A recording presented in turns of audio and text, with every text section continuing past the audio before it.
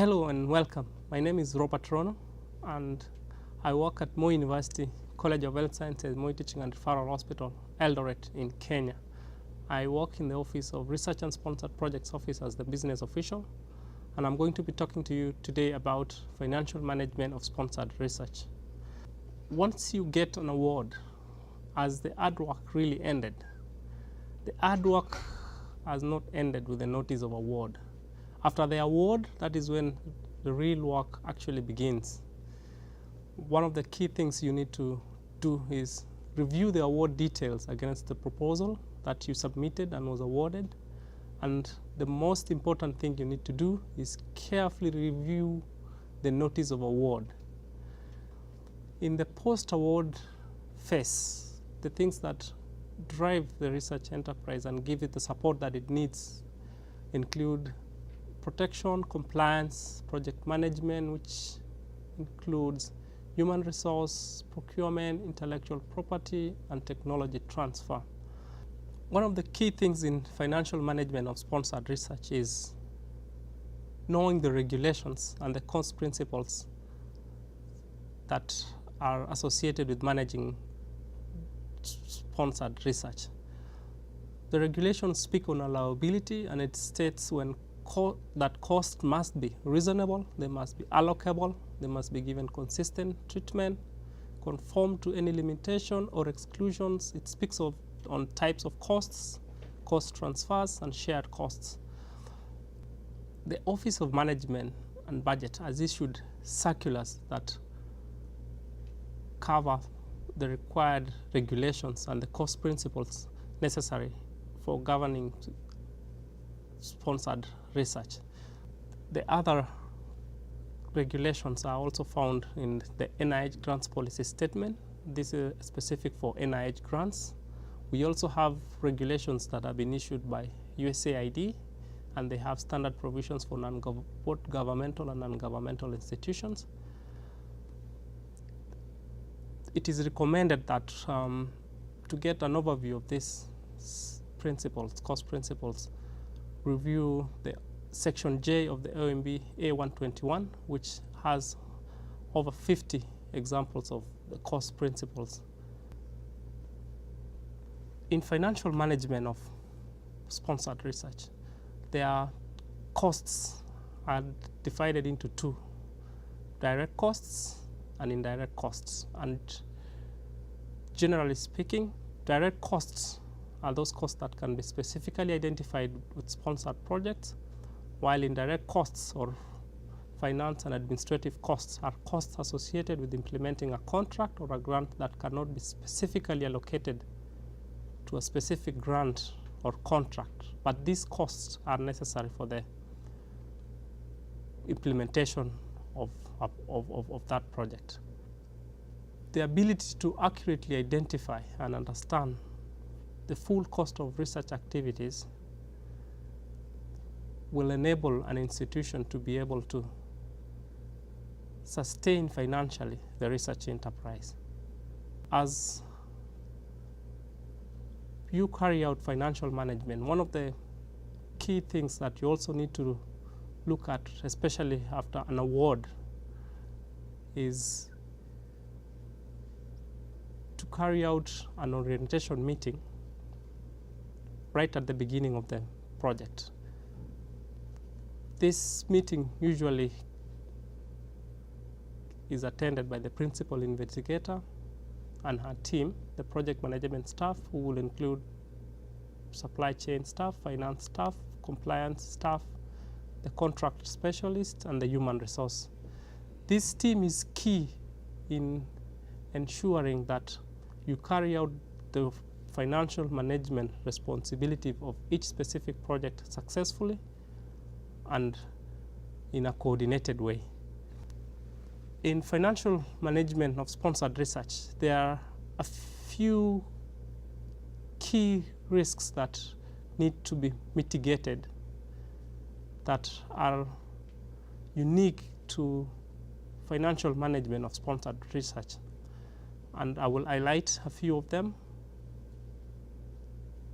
One of the key contractual and financial risks is scientific non-performance, or failing to report, or failing to carry out research protections. The other financial risk, which is probably the most common and the most well-known, is financial mismanagement. That is money being used for the unintended purposes, for the purposes that was not promised to the sponsor. This also can lead to enforcement actions, which can lead to recovery of funds from the institution. The other risk that you need to be aware of in financial management of sponsored research is the exchange rate risks, especially for international grants. The exchange rate between many currencies can fluctuate, and this can affect the amount of money available for a grant, and it can affect the performance of the project, because you might run short of funds and you will not be able to do what you promised to do. The other risk, which stems from how the financing flows from the donor to the institution that has been awarded project, is cash flow. Some projects allow upfront payments.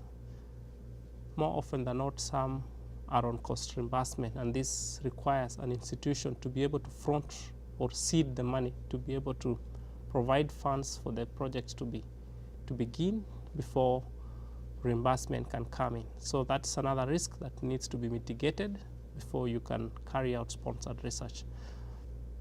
During the post-award period, the ultimate role of research administrators and the institution is fiscal responsibility of the funds that have been entrusted to the institution through the award. As indicated earlier, if this finance section within an institution that is managing sponsored funds is not properly set up, it presents a significant risk and might affect the success of financial management of the funds that have been awarded. You need to have a customized financial management policy. Depending on the institution, the setup and the structure, you need to decide whether the financial management will be centrally managed within the larger institution, or you will have a semi-autonomous unit looking at finances of sponsored research. One of the other key things is the financial management system that you will use to manage the sponsored research funds. It's good to consider a robust electronic system, so that you are able to properly classify, post, allocate, track all financial transactions in a timely and in an accurate manner. As you set up the section also, you need to look at the reporting. There are very many reports that are over and above the usual routine reports for management and project management. You need to consider statutory reports that are required by various laws, including the government and other laws that from central government. Your system also should be able to generate donor-required reports. Sponsored research or sponsored projects offices would usually attract quite a number of audits, and one of them is donor-required audit, which would be specific in the terms and conditions. There are also institutional required external audits, and there are also other country-required audits because of statutes. One of the key things that you need to answer and you need to make sure you address is who pays for all these audits. The other key role and support that financial management offers to sponsored research is monitoring of expenditure. Now, monitoring involves periodically comparing actual expenses and the budget. This continuous monitoring ensures that expenses are accurate, any errors are corrected in a timely manner, prior approvals are obtained when required, and subrequisition expenses are monitored. In this monitoring, you carry out variance analysis, that is comparing the budget versus the actual expenses. And this should be done as often as at least monthly. One of the things that variance analysis guards against is you will not be surprised at the end of the project with a huge balance or a huge deficit. And it also keeps you in check to ensure that you don't exceed the amount that has been restricted on the notice of award. When you're looking at financial management, there are key compliance issues that go with it, and it's the responsibility of the finance management section to make sure these compliance issues are dealt with. NIH cannot support the research unless it has assurance that its funds will be used appropriately. This is clearly spelled out in the NIH grants policy statement. Also, a grantee's failure to establish adequate control systems constitutes a material violations of the terms of award. Another key compliance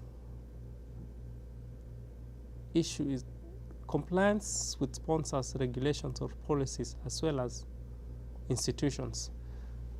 If you violate your own institution's policies, even if those policies were not on the sponsors' regulations and policies, it will also be considered a compliance issue, and applicable sanctions may be invoked. Some of the examples of compliance issues that are commonly encountered in financial management of sponsored is in relation with timesheets, activity reports, that's the technical activity reports, allowable and unallowable costs, exchange rates, interest repayments, and audit requirements or failure to adhere to them. The other key financial management support service to sponsored research is financial reporting. Financial reporting varies considerably from funding institution to funding institutions. Within the financial management section, the key things to ensure that you adhere to your financial reporting obligations are you need to make sure you have systems to have timely reporting as required by the agreement or the contract. You need to be able to report allowable expenses in line with budget, and if there are any deviations, they need to be justified. They need to be clear policy on who is authorized to sign off on financial reports on behalf of the institution. Final reports usually go out in the closeout packet as part of the closeout procedures of the grant, and this needs to be synced with the final technical reports. More often than not, they all go out as one packet. As part of financial management of sponsored projects, there are regular audits. I've talked about internal audits, but there are also external audits that are sponsor required. For institutions that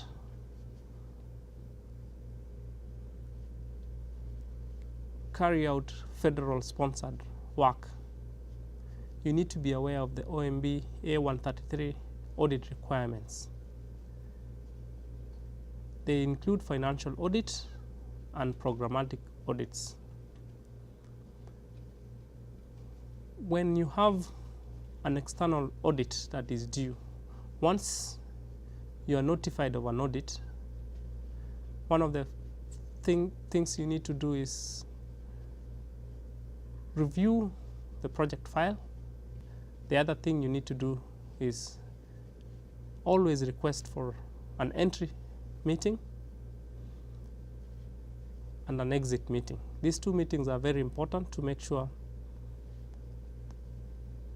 there is an understanding of the expectation both from the auditors and you as an auditee.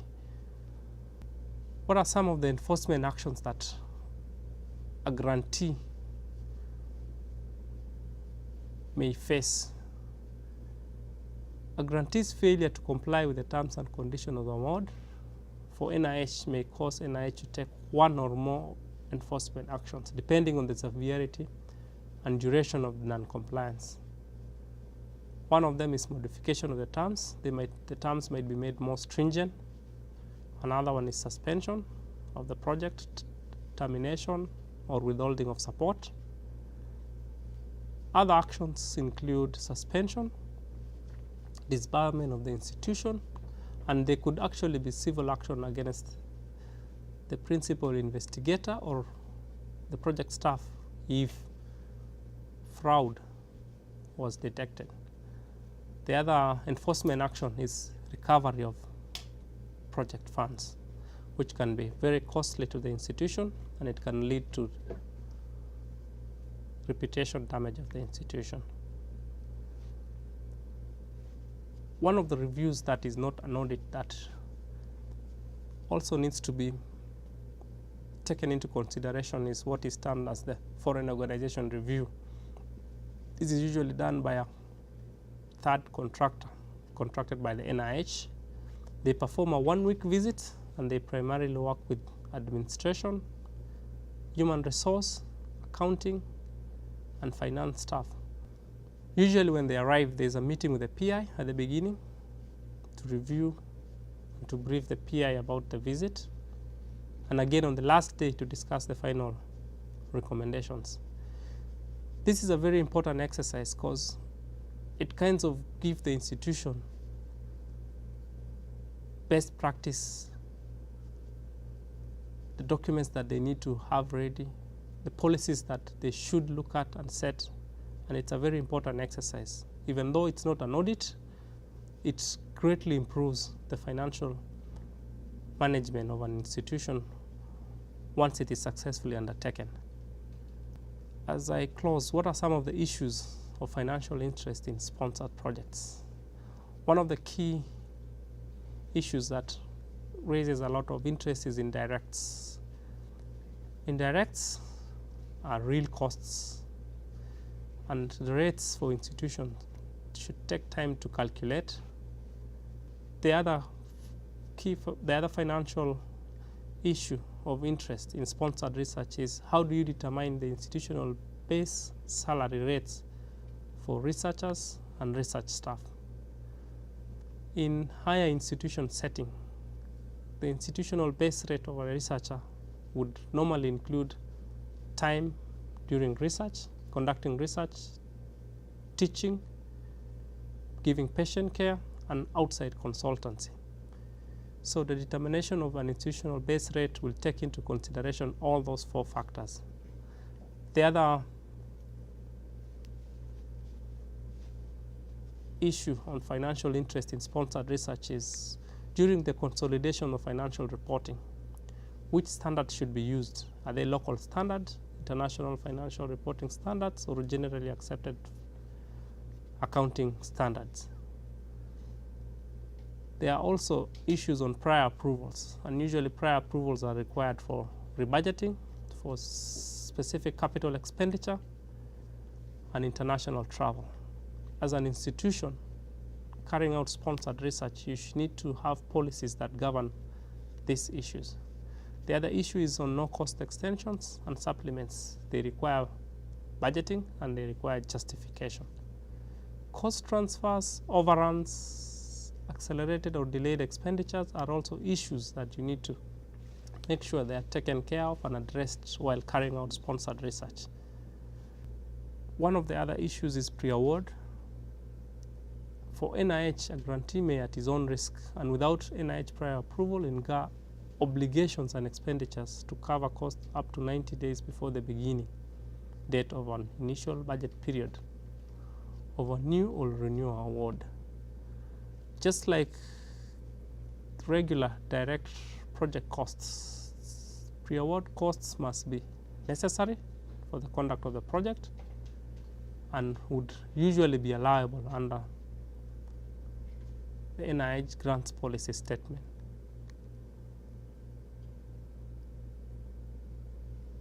The takeaway message from this presentation, I would say, is